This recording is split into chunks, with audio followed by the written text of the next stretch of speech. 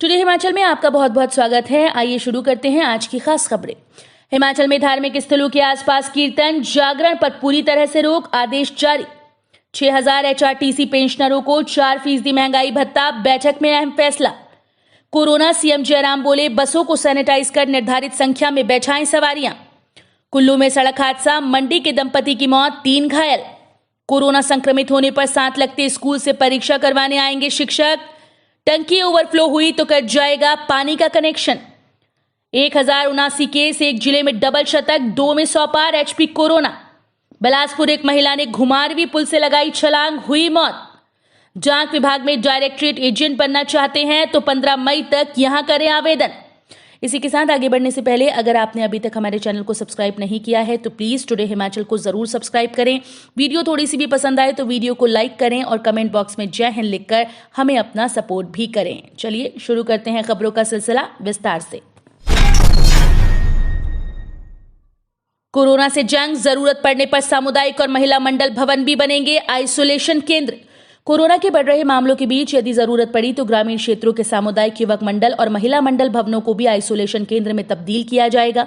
ये सुविधा उन लोगों के लिए होगी जिनके घरों में होम आइसोलेशन के मानक पूरे करने की व्यवस्था नहीं होगी।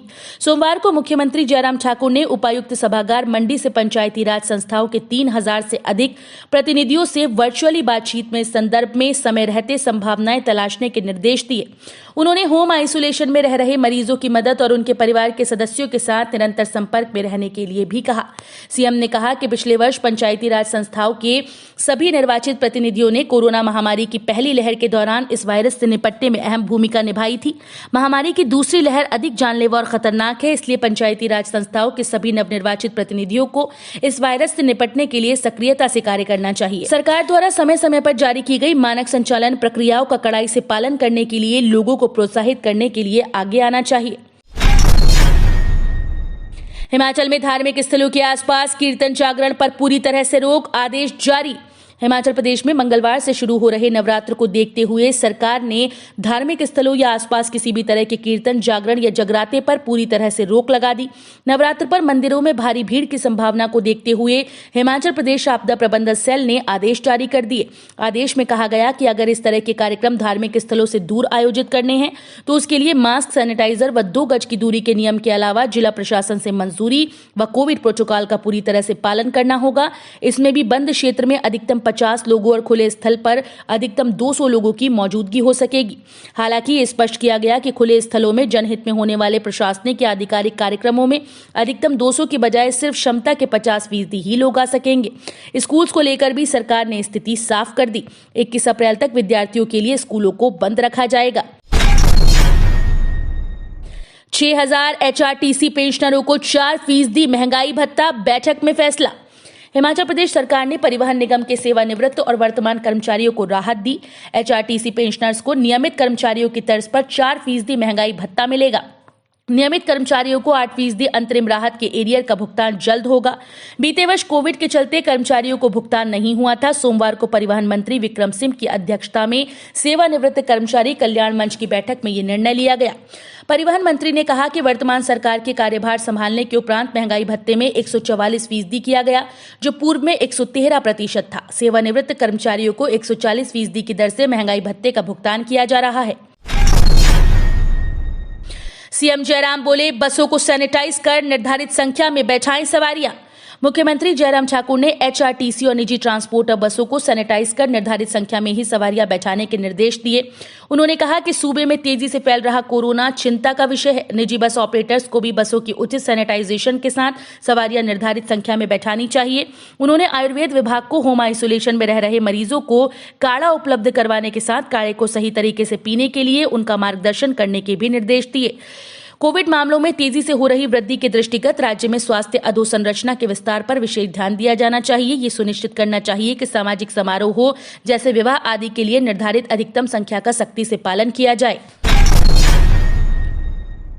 कुल्लू में सड़क हादसा, मंडी के दंपति की मौत, 3 घायल।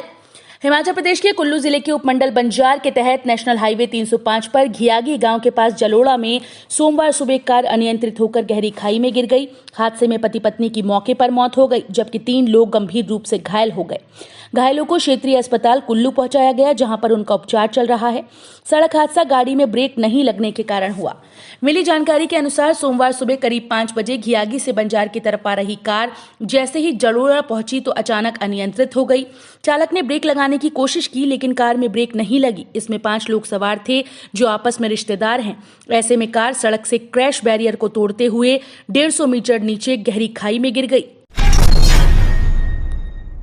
कोरोना संक्रमित होने पर साथ लगते स्कूल से परीक्षा करवाने आएंगे शिक्षक।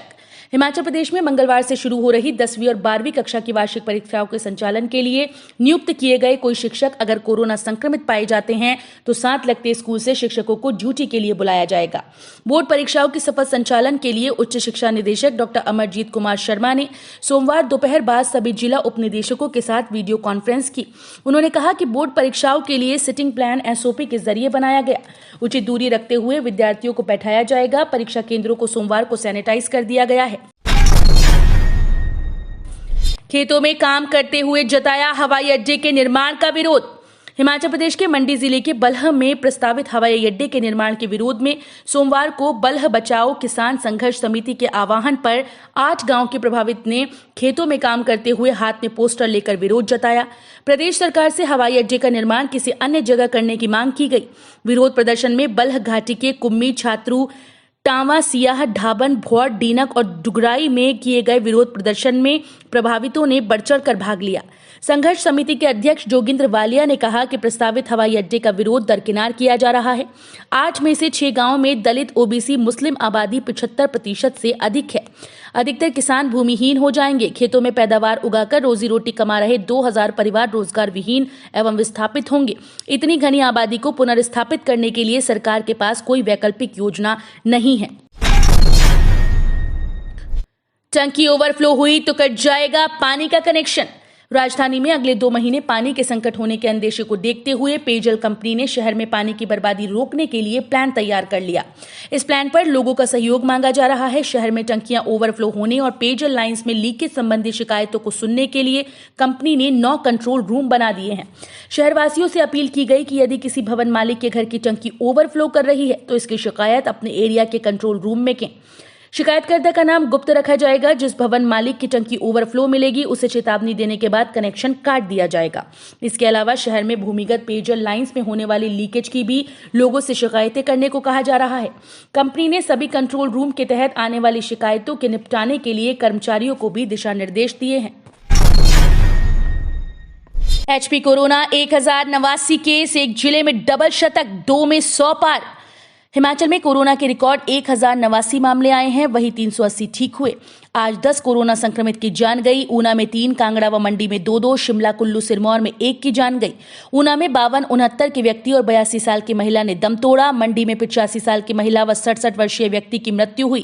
कांगड़ा में 70 वर्षीय और 37 वर्षीय व्यक्ति की जान गई। शिमला में 40, कुल्लू में 37 साल के व्यक्ति व सिरमौर में 67 वर्षीय महिला ने दम तोड़ा। हिमाचल में कुल आंकड़ा 70,775 पहुंच गया। अभी 6,069 एक्टिव केस है। अब तक 63,558 ठीक हुए। कोरोना डेथ का आंकड़ा 1,112 है।